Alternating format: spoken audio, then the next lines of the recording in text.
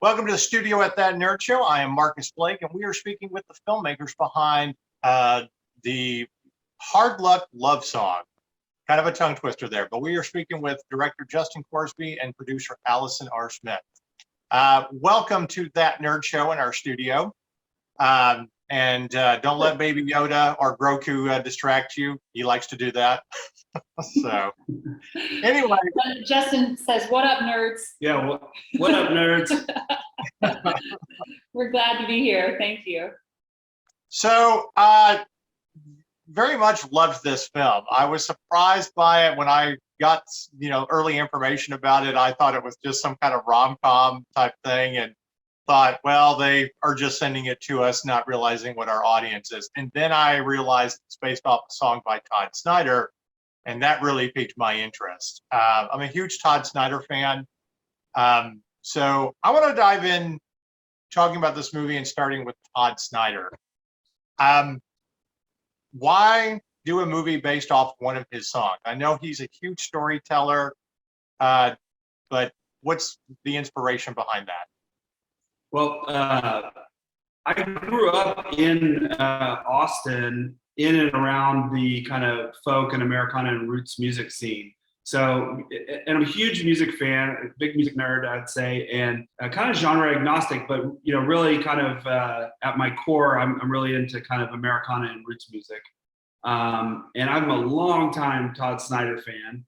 And as you know, people who are Todd Snider fans are kind of obsessed with Todd and with troubadour music and storytelling. So, there's something unique about storytelling songs. I think that, music is such a visceral experience, and then storytelling songs themselves are just kind of a window into characters and stories that we don't usually kind of see in kind of mainstream, movies and television.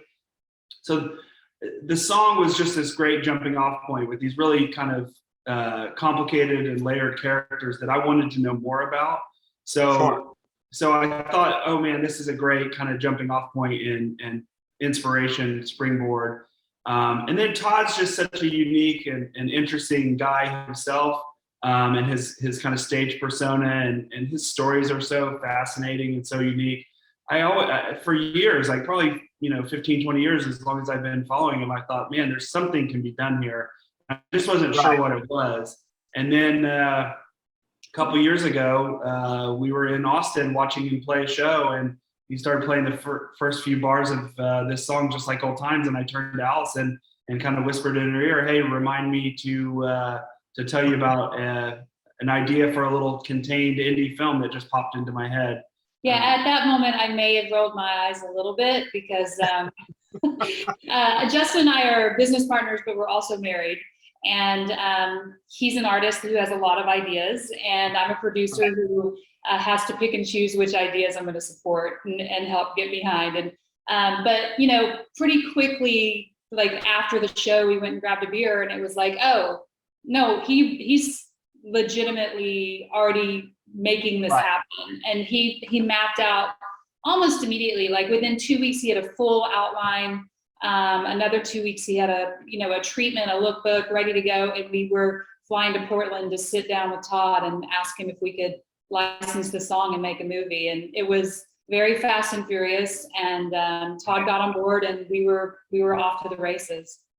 Well, it's funny. I had a relative that we were talking about country music one night, like getting away from the poppy stuff that really isn't country music, but stuff that that does come out of Austin and outlaw country and all that. And he was the one that introduced me to Todd Snider. And then we ended up seeing him at the Granada Theater. And I think this was like about 10, 12 years ago. And I've been a writer for 20 years, just came out with my 14th book. And by the way, Justin, I can appreciate the fact that you have a producer. In my world, it's called an editor who keeps you grounded. So thank you for legitimizing that. I appreciate it. Yeah, you need those people that's like, I've got this great idea. It's like, okay, let's bring it down a notch or two here and see how we can actually do it. But anyway, I was fascinated by his storytelling, and because it wasn't just a music show where we're going to play all the hits that you're familiar with. We are going to tell stories and stuff. So having a movie based off of one of his songs, I was wondering if somebody would ever get around to doing that, or at least incorporating that into a story. So very unique. And I'm assuming Todd was on board, like immediately, like, yes, you're gonna make something out of one of my songs. Yeah, totally. Yeah, Todd's as much of kind of storyteller as he is a songwriter. His songs are amazing. He's an incredible songwriter. But like you said, you go to these shows and he tells these 15-minute, poignant and hilarious kind of stories before he plays the 3 or 4 minute songs. And so one of the things that because I'm such a fan of his work and so familiar with his catalog, one of the things that I did was not only did I kind of base this story kind of on that particular song, but I also incorporated a ton of stuff from, his other catalog, his other songs from his catalog, and even things from kind of the stories that he's told over the years. And there's lots of kind of Easter eggs. There's dozens, if not hundreds, of Todd Snyder Easter eggs kind of woven throughout the story. I was noticing that. Yeah, that was one of the things that got him kind of excited and on board immediately, was that it wasn't just that I was like wanted to license his song and then run off and do something, kind of with it. It was that this was kind of a celebration of him and his work. And I think he knew that he was in good hands collaborating with me on it, because I was so familiar, not only with his stuff, which I'm extremely familiar, but also just troubadours and roots music in general. And, we were able to incorporate a ton of other kind of Easter egg nods to, Chris Christopherson and Townsend Van Zandt and Jerry Jeff Walker and tons of other, important musicians in Todd's, life, and also, important musicians to kind of that influenced me as a creative person as well. But I will say that even we did a music industry sneak peek about 3 weeks ago in Nashville during Americana Fest, and a lot of musicians who have music in the film or are friends and supportive came out, and even then Todd was like, I'm just sort of still in disbelief that this is happening, because I'm not sure that I ever knew that it would become a reality, and it did. So you may see a 9-year-old walk through the screen right here. Our son just woke up, so there's that. That's okay. I completely get it. If the doorbell goes off, the dogs are going to be, going crazy, and I'll have to fix that in post. But so it happens. Yeah. Can you scoot this way, bud, or come out of the screen? Thank you. Sorry about that, Marcus. One of the things that I noticed too, I mean, this story I feel like is a very Texas but a very Austin story. Whether you have played pool in a seedy place or honky tonks or just any kind of dive bar you've ever listened to music and everything, that is what feels very, very familiar. And while I am not an Austinite myself, I'm not as familiar as people in my, friends in my industry. I get it. And I recognize certain things about that. And I also felt like, by the way, I felt like I know at least 2 or 3 people that are that Eric Roberts character. I've met those people, which was awesome. But let's talk about casting. I mean, how do you go about finding the perfect person to play the troubadour? And I'm a huge fan of Michael Dorman, especially from a sci-fi standpoint, because we love For All Mankind, on my staff. But you've got this New Zealander, who's kind of known to American audiences and everything. Sophia Bush, I think most people know her from, the Chicago police show. And One Tree Hill was her big show. Yeah. Well, our audience isn't going to know that, but yeah. Right. How did you pick this cast? It's a great question. We were kind of looking for a needle in a haystack. We needed an incredible actor who could also play, be an incredible musician at the same time. We weren't going to. So Michael Dorman is actually a guitar player. Absolutely. And okay. we weren't going to lip sync this movie. You know, he's playing live. We recorded all of that stuff live in the scene when he's playing music. Yeah. Okay. So he's incredible. So we were looking for this kind of needle in a haystack. We also needed somebody to shoot pool lights out, because we were part of one of my challenges was we're going to give the Hustler and the Color of Money a run for their money, so to speak, on pool playing. So it was a real challenge to find somebody who could do all those things. We looked at we're down the road with some really great actors who could play music a little bit or play music, and also down with the road with some musicians who were crossing over to become actors. And so we were kind of looking in that world. And around that same time that we were kind of meeting with a bunch of well-known actors for the role, Michael Dorman's manager sent over a copy of this show on Amazon called Patriot that he's the star of. And it's kind of what broke him in the US. It was before For All Mankind. And it's an incredible show, by the way, where he's like this undercover CIA covert spy assassin who also plays folk music in the coffee shops in Europe as part of his kind of stress relief and mental health therapy. So we're watching the pilot, and about halfway through, he plays the Townes Van Zandt song, If I Needed You. An incredible song. And Allison and I just looked at each other and we're like, okay, there he is. That's the guy. And pretty soon after that, we were on the phone with them, and he was actually coming into LA to do some like award season stuff for Patriot. And so we ended up being able to sit down and meet with him, and the rest is history. Yeah. See, and that's something else I didn't know too. I didn't know how much that was actually him in that show. Because I didn't know about him until For All Mankind, and then a couple of us went back and watched Patriot. So it's like, how much, do you really know if are they playing, are they faking it, that kind of thing. So that is actually really interesting.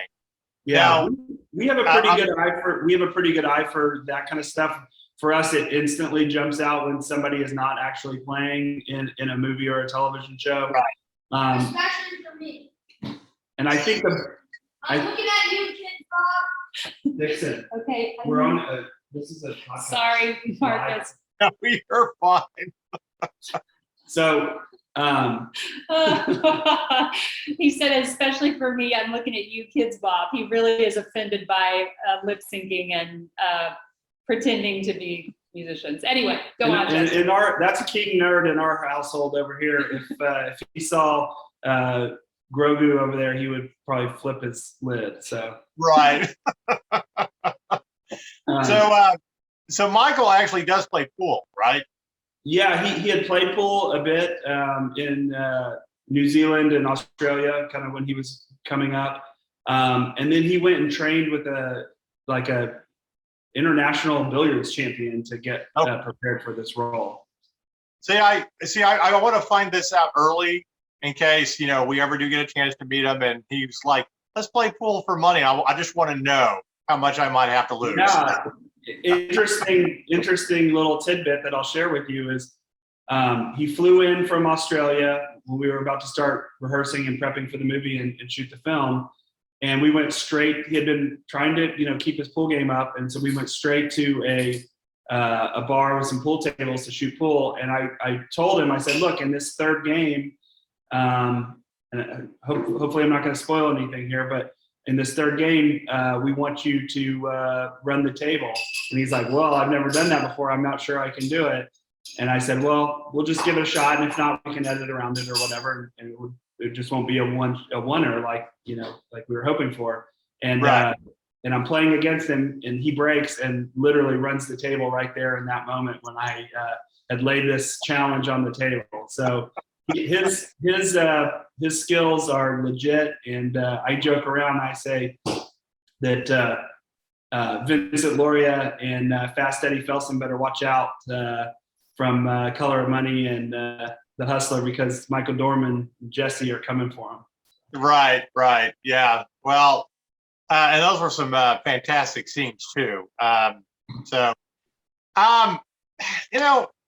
Sophia Bush, you kind of feel like that she's the all-American girl, but also somebody that would be down on her luck, or something tragic would happen or whatever.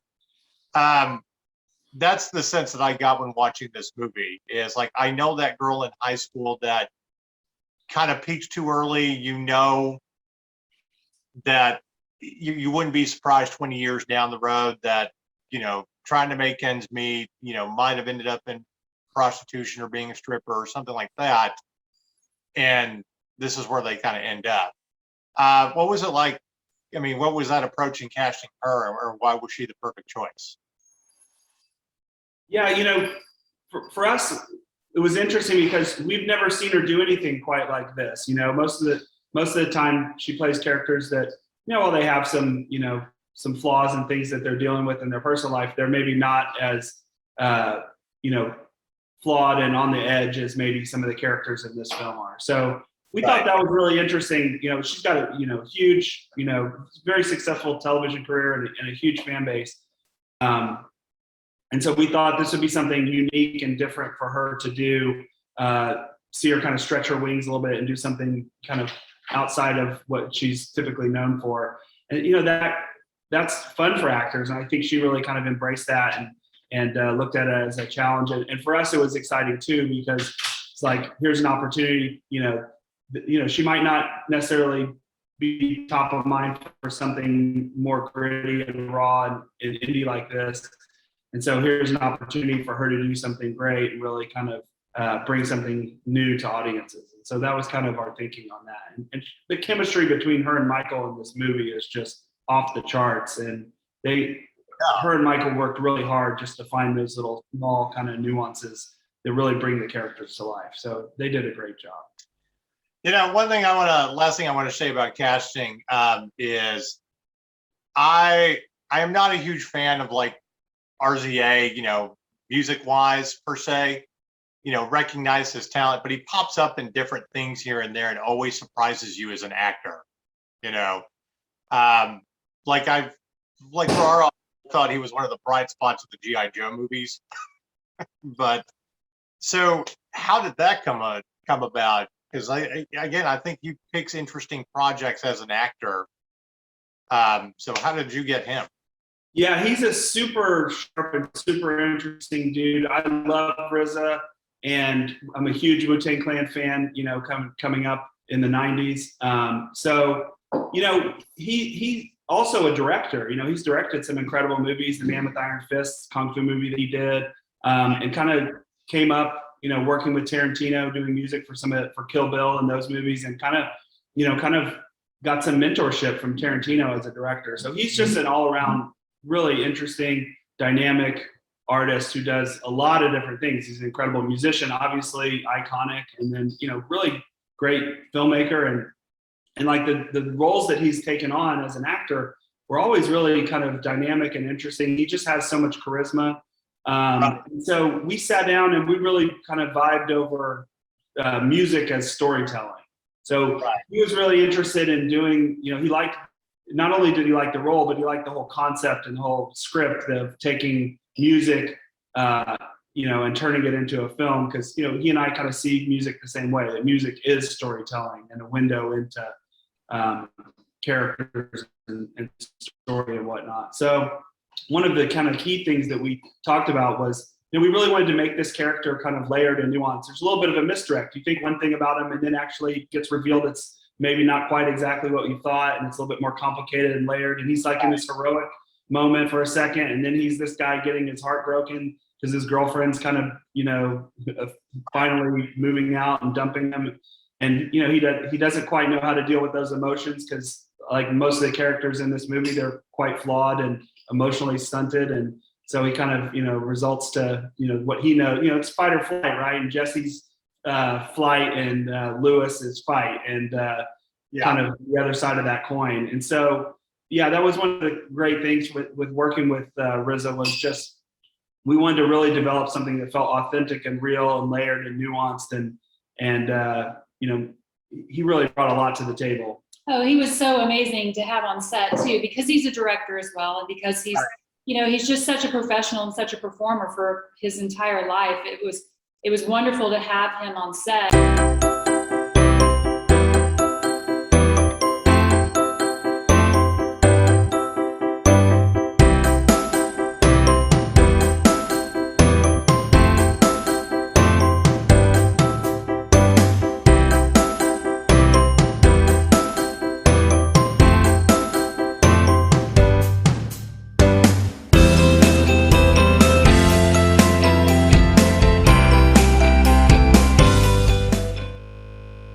Looking at this story, I mean, it's a love story.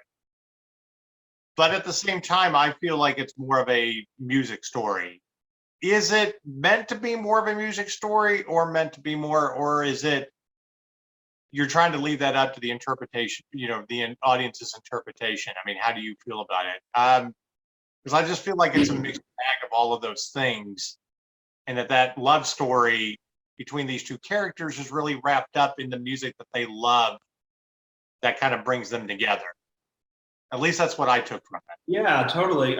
One of the film critics describes it as a crime thriller wrapped in a haunting love story wrapped in a neo-noir Western. And we really kind of love that description. I have at some points, before we made it, have described it as kind of like a modern musical. Not that people break out into song and dance, but that music is such, there is obviously music in the movie, live, music that the characters play, but music is such kind of a backbone to the film itself and to the story. Obviously, it's based on a song, but it's also kind of set in this kind of aspiring singer-songwriter, kind of dive bar, kind of seedy, kind of, fringe of society kind of world that a lot of these, struggling musicians kind of operate in.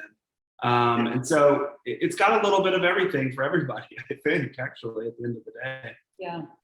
Yeah. Well, I mean, I think you find people along the way that you have, fantastic love affairs with, but your connection is music, and outside of that, it's like, we can't really have a normal relationship outside of this little world. That is our bubble. That's what connects us.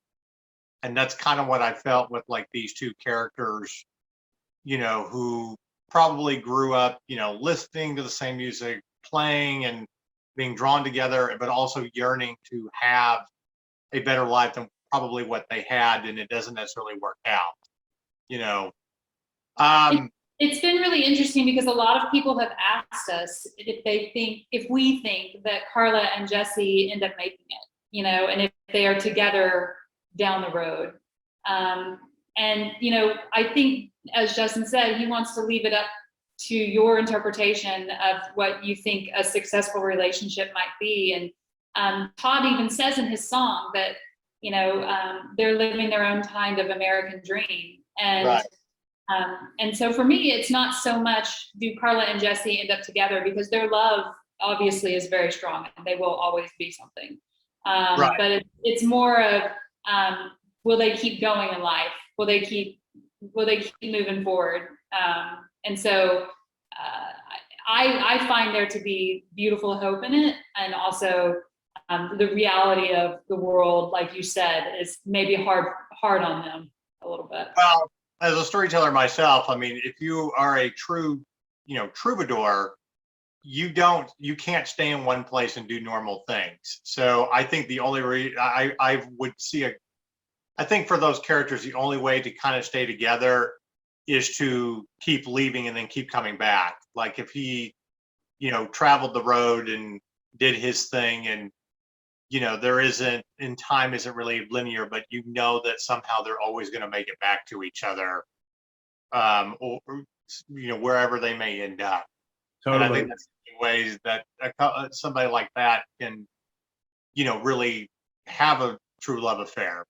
So, totally. Yeah, that's kind of one of the themes of the whole movie is there's this idea, Townes Van Zandt called it the sake of the song, and Todd tells this story called Aaron Allen, where this songwriter Aaron Allen told Todd, when Todd first started out, if you really want to write good songs, you have to be able to pack up all your shit in 15 minutes and be out of whatever situation you're currently in. And you have to force yourself to be in that situation every once in a while so that you can gather the kind of experiences and material, to help write good songs, and so. Makes for a great song, but not a great life always. Yeah, so that's one of the ideas here in the movie is like, artists kind of embracing that kind of thing in order to be able to, create their art, and how that kind of creates friction with the people in their lives and takes a toll on their relationships. Well, I think if you're going to make that, great art, I mean, you can't have anything that is considered normal. It just isn't going to work, because you have to live kind of outside of what normal is. You have to live on the fringes to really, experience what life is, to infuse that, or, kind of teeter on being crazy and dealing with mental issues and stuff, and how that incorporates. And that's usually what the all great art is really about. So, I mean, I'm amazed at the filmmakers that have that balancing act of, we can go off and make these great projects, but then we have to, have family life and stuff. And I think that's kind of why it takes years to do projects. You don't just necessarily go, into another project right after the next. You have to take a break, and then you have to. So it's a great balancing act.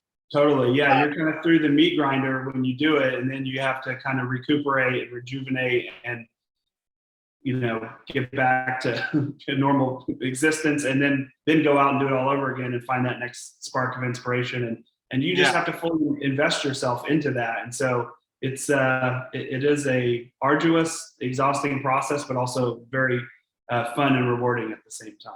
So I wonder if I'm the only one that actually sees this in the movie, or if this was kind of inspiration in the back, and you're just, again, leaving it up to interpretation. Are Jesse and Carla your Sid and Nancy? I think there's definitely some parallels there. I mean, I'm a huge Alex Cox fan, the guy who made Sid and Nancy, and I love Sid and Nancy. As like a 10-year-old and adolescent, I was kind of running around in the punk and alt rock scene here in Austin, through some family friends, and so I'm very much into that scene. And I think there's some parallels there. But I don't think it's probably quite as tragic as that situation. I think it could definitely go that route, but I'm not sure. I'm not sure Carla parallels as much to Nancy. I think. You know what? I'm pretty sure the unsung hero is Zach the cop, and I don't think he would let it go down like that. No, you're By right. the way, I think that's also a very Austin thing of, cop checks you out, but he's like, hey, when I get off, let's party together. And of course, once you shoot someone, I forgot to do something, he'll be out. And then you go do blow and drink and party with, that seems like a very Austin thing. So a reoccurring theme when we interview filmmakers is we always talk about locations as a character unto itself.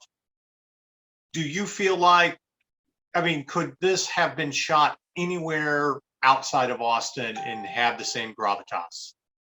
It's interesting. We actually shot it in Los Angeles. Well, I know, but from the sense, you get that sense of Austin and stuff. Totally. As a character unto itself. I think there are a handful of places that have this same kind of character and vibe from a location. Our idea was that it wasn't like a specific place, certainly inspired by Austin. It kind of reminds me of what East Nashville used to be like before it got so gentrified too. It's one of these places where there's a bunch of, the industry and the glitz and the glamour is happening over there. And it's this creative working class community on the other side of the river that doesn't quite know how to get into the industry and onto that side of the river. And so they're just kind of struggling, trying to figure it out. And it sort of could be lots of different places.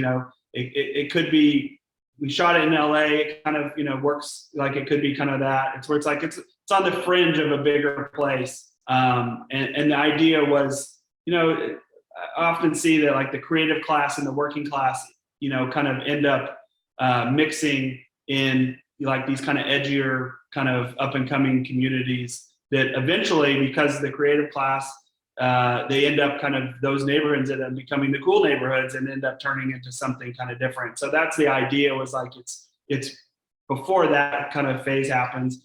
But, you know, I hang out at a lot of dive bars and juke joints and honky tonks, and, you know, it really kind of, like the White Horse here in Austin was like a place that I really like to hang out. Continental Club, another place I like to really hang out. So some of these places were inspiration for how we kind of designed some of these, well, I mean, that's a good point. I mean, I like stories where it can kind of be anywhere. I guess I just see it as Austin more than anything else. Yeah, if you're familiar with Austin, certainly, like that's kind of the idea. Austin is sort of the archetype for kind of what the town is. But, you know, it's interesting, like out there, you know, places are starting, because Austin's has such an influence on the rest of the country these days, places are starting to kind of have some of those same kind of vibes. There's lots of places in LA that have, like, you know, some of these same kind of vibes. There's a real healthy kind of gritty Americana scene in LA, and cool music venues and dive bars, and, you know, hipster cowboy, you know, types and stuff like that.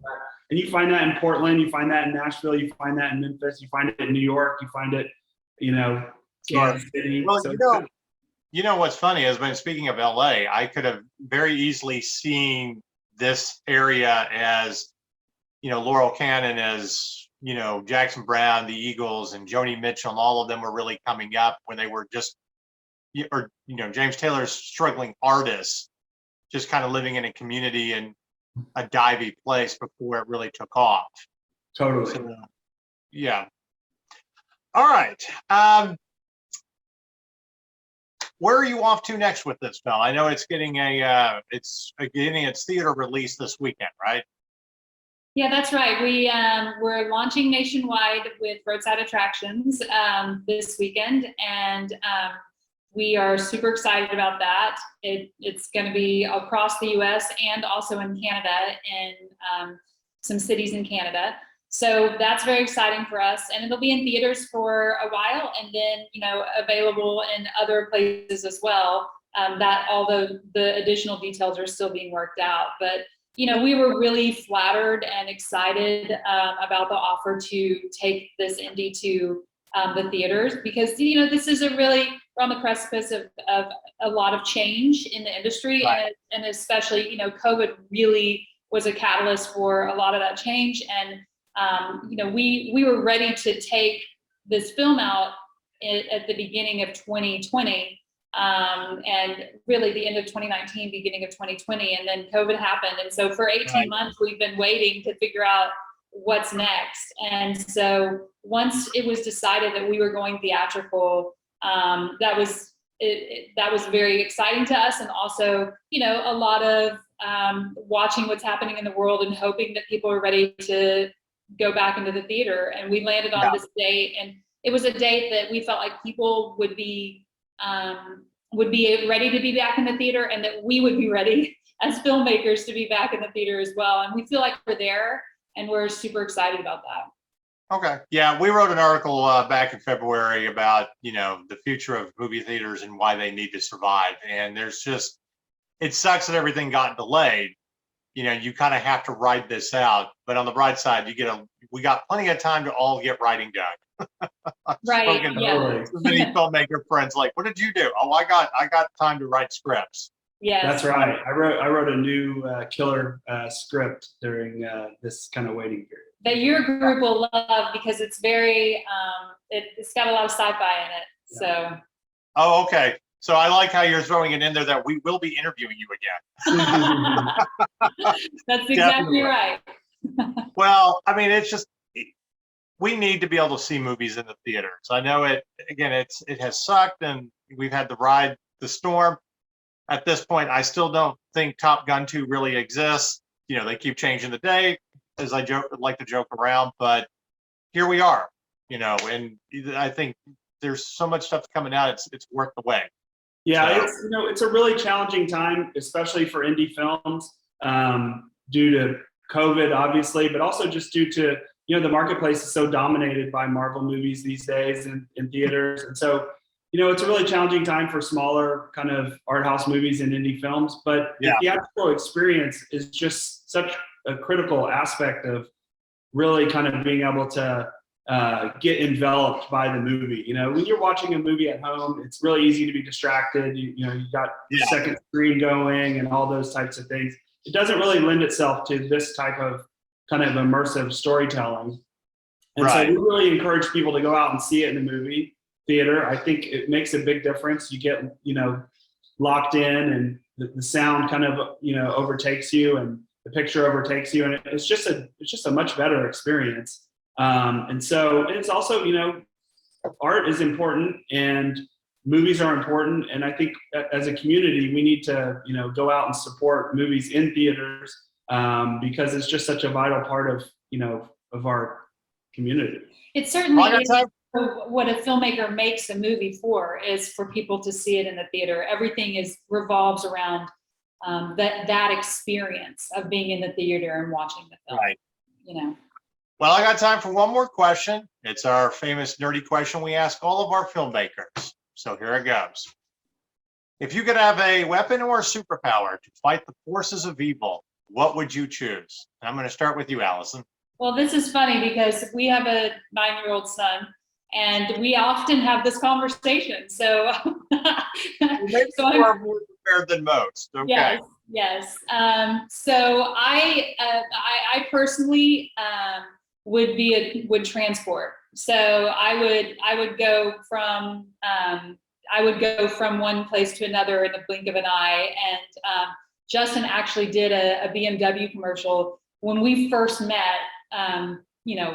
Many years ago, 15 years ago or something. He did a BMW commercial, and where he was, I'm saying transport, but it's transporter. Teleportation. And I fell in love with him at that point because he told the teleportation story so well with BMW, and I was like, that will be my superpower always. Nice. Yeah. How about you, Justin? I think as a person who likes to observe and capture authentic drama, kind of extracted from the real world and from real people, and I think invisibility would probably be what I would choose. So I could kind of really kind of observe and take note and kind of apply that to my craft as a writer director. Yeah, I think that's fly on the wall. I think there's like 3 that are always perfect answers for filmmakers. Teleportation cuts down on travel costs. Flying, and I had a cinematographer tell me one time that he would do it so he could become his own drone shot. And 2, invisibility, especially if you're a documentarian, because of you being able to get, information that most people wouldn't be able to, or just conversations that you overhear that you wouldn't normally overhear, to be able to apply to a story. So, well, I mean, it'd be cool to shoot flames from your hands or whatever else, but I mean, it's not that practical. So no. I feel like if you're in the fantasy realm, sure. Because that was one of my projects during the pandemic, was starting a collaborative fantasy world where writers and illustrators come together, and it's like that's cool in that world when you're dealing with magic, because it makes sense in that world. But you're right. It just doesn't seem very practical, elsewhere. I guess unless you're in Marvel. Well, thank you very much for interviewing with me. And as I said, it was a great film. I love the tribute to all the great music, especially Todd Snyder. Definitely not playing pool for money with Michael Dorman now that I've seen this film, but I will definitely listen to him sing. So good luck with it. I'm glad it's getting a theatrical release and stuff like that. Awesome. Thank you so much, Marcus. We really appreciate you having us on, and encourage everybody to go out and support indie film and indie music this weekend. It's really important for our culture, and we love what you guys are doing to kind of keep that going.